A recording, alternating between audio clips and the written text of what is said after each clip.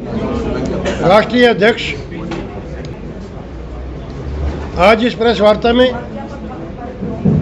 सारे देश के अखिल भारतीय क्षत्रिय महासभा के राष्ट्रीय पदाधिकारी मौजूद हैं। मेरे साथ हैं हमारे सम्मानित राष्ट्रीय महामंत्री अनिल सिंह चंदेल साहब, हमारे बहुत ही सीनियर राष्ट्रीय उपाध्यक्ष मध्य प्रदेश से हमारे विजय सिंह परिहार साहब, हमारे पंजाब के सम्मानित अध्यक्ष डिम्पल राणा जी, राजपूत कल्याण बोर्ड पंजाब के चेयरमैन साहब देवेंद्र सिंह दर्शी साहब, और हमारे मध्य प्रदेश के जो प्रदेश के अध्यक्ष हैं, सारे कई प्रांतों के अध्यक्ष यहाँ बैठे हैं। तो हमारे रामवीर सिंह जी सीकरवार साहब, हमारे राष्ट्रीय उपाध्यक्ष आदरणीय राणा सिंह जी बिहार से हैं, और आज हम जम्मू से तीसरी रथ यात्रा को प्रारंभ करने के लिए आप लोगों के बीच में हम आए हैं। इससे पहले अखिल भारतीय क्षत्रिय महासभा ने 17 अक्टूबर 2010 को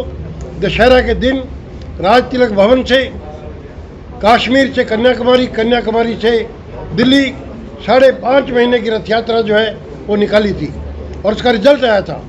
हरियाणा में 2012 में असेंबली में कानून पास करके बाकायदा 5 स्वर्ण जातियों को आर्थिक आधार पर आरक्षण दिया गया।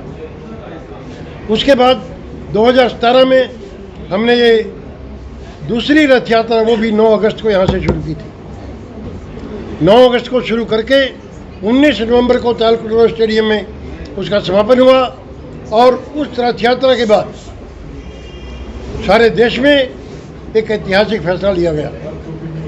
हिंदुस्तान की पार्लियामेंट ने कानून पास करके संविधान में संशोधन ला के पूरे देश में 10% आरक्षण आर्थिक आधार पर दिया।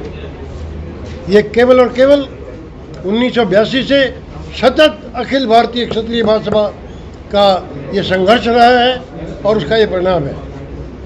लेकिन हम सतत आंदोलन हमारा जारी रहेगा जब तक देश में जातिगत आरक्षण समाप्त नहीं होता और आर्थिक आधार पर आरक्षण लागू नहीं होता।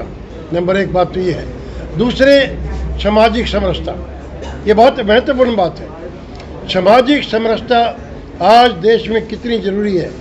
कितने सोशल मीडिया पे जो है, अगर 100 मैसेज हैं, 100 में से 90 मैसेज केवल इस बात के हैं जो जातिगत नफरत पैदा करते हैं, जो धार्मिक नफरत पैदा करते हैं। इसलिए अखिल भारतीय क्षत्रिय महासभा ने यह संकल्प लिया है, श्री रामचंद्र जी से शिक्षा ली है, महाराणा प्रताप से शिक्षा ली है, देश के महान पुरुषों से शिक्षा ली है कि हम सामाजिक समरसता का माहौल जो है पूरे देश में कायम करेंगे।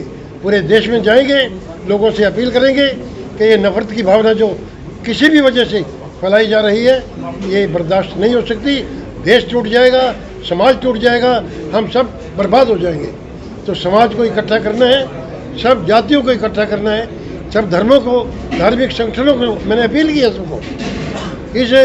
ये जो रथ यात्रा है, इसमें केवल राजपूत नहीं है, ब्राह्मण भी हैं, वैश्य भी हैं, पंजाबी भी हैं, सब लोग हैं। और नहीं, केवल अनारक्षित नहीं है, आरक्षित भी हैं। आरक्षित वर्ग जो है उसको क्या मिला, मुझे बताइए। आरक्षित वर्ग को क्या मिला?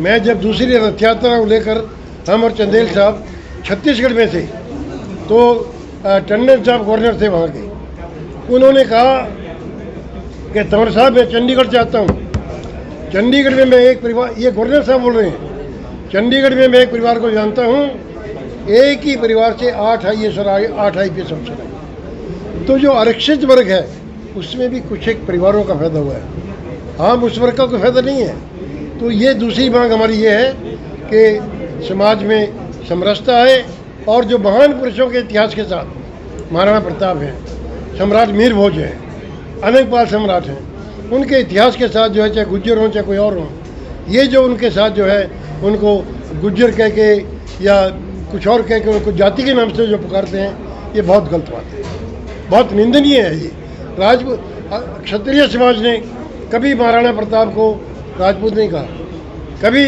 सम्राट अनंगपाल को राजपूत अनंगपाल नहीं कहा, कभी मीर भोज जी को नहीं कहा, किसी और को नहीं कहा। ये तो महान पुरुष हैं, पूरे देश के ये हमारे महान पुरुष हैं, इनको किसी जाति में बांटना जो है वो बहुत खतरनाक बात है, बहुत गलत बात है और इसको बर्दाश्त नहीं किया जा सकता। For more updates, do subscribe our YouTube channel and don't forget to hit the bell notification icon. And if you are watching this video on Facebook, do follow our Facebook page.